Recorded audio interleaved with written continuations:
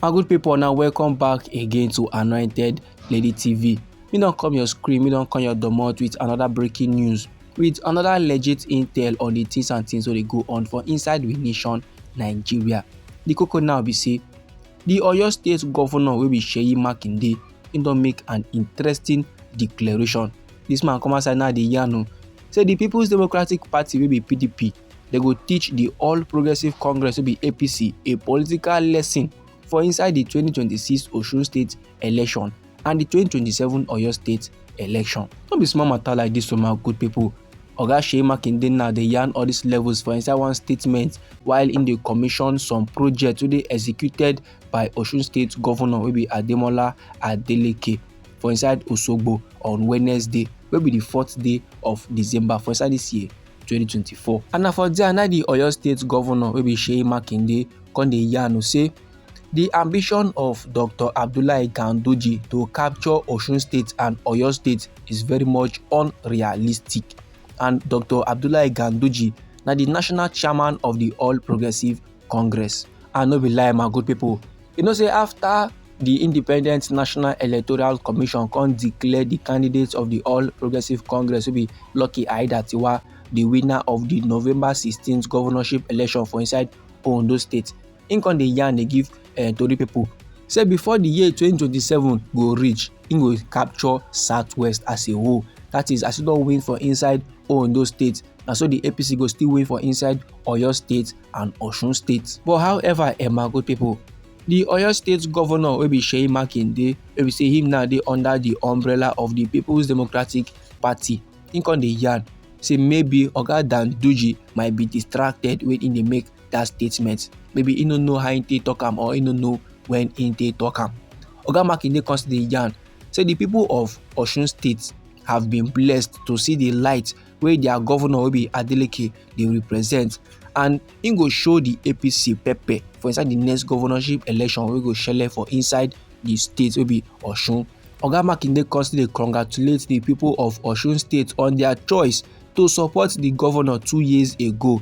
He say the governor now don dey deliver dividends of democracy come his state. The man don dey do nice things wey go please the people. He no dey do things and things wey go make the Osun State people feel alright. After every Oga Makinde come dey give accolade to Oga Adeleke for continuing projects wey he inherit, wey he take over from his predecessor. And one of the best ways to tackle the economic challenges wey country people dey face currently na for administrators to implement policies and projects wey go impact their people. So sake of say Oga Adeleke wey be the governor of Osun State dey do the exact same thing wey im dey try yarn, so im dey give am accolade, im dey give am regard, and im come dey encourage the electorate say make dem stand firm behind their governor wey be Adeleke for another term of 4 years. And they gats stand firm, they gats support, sake of say the two PDP governors, that is himself wey be Seyi Makinde of Oyo State and Ademola Adeleke of Osun State,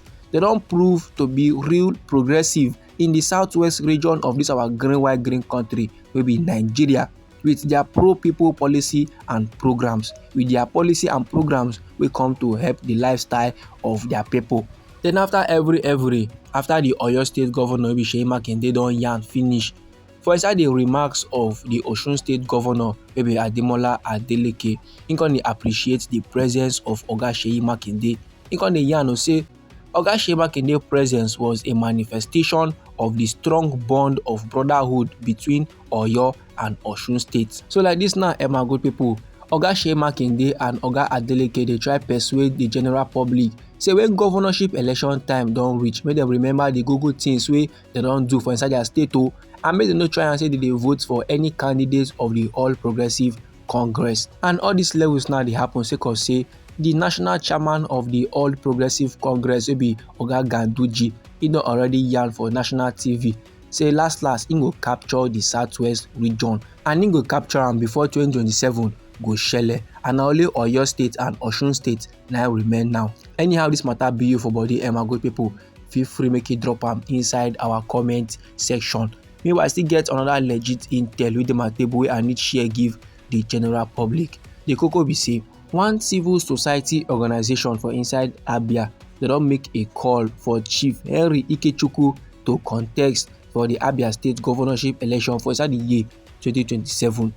Dis group now dey yarn say they are very much confident in the ability of Chief Henry Ikechukwu to provide good governance for the people of Abia state, and currently the governor of Abia state na Alex Otti of the Labour Party. But however, good people, dis group dey believe say Chief Henry Ikechukwu im get the humane qualities wey Abians dem want. So by dat qualities now, na im be the ideal candidate wey go fit unseat Oga Alex Otti for the next governorship election. So as dis civil society organisation go visit Chief Henry Ikechukwu, dem come dey condemn the slow and poor state of development for inside Abia state, and dem come dey talk about the need for the All Progressive Congress to produce the next governor of Abia state. The coordinator of the civil society organisation come still dey yarn say Chief Henry Ikechukwu past aspirations for the governorship position, e dey true demonstrate his commitment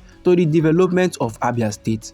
And no be lie, my good people, you know say since Alex Otti of the Labour Party become governor of Abia state, the state now don change in one way or the other. The man dey do well in terms of security and infrastructure, and many country people wey dey for inside Abia state, they are happy about the development. They are happy about how things dey go on for inside Abia state. But e still dey quite unfortunate say some country people, they are not still satisfied.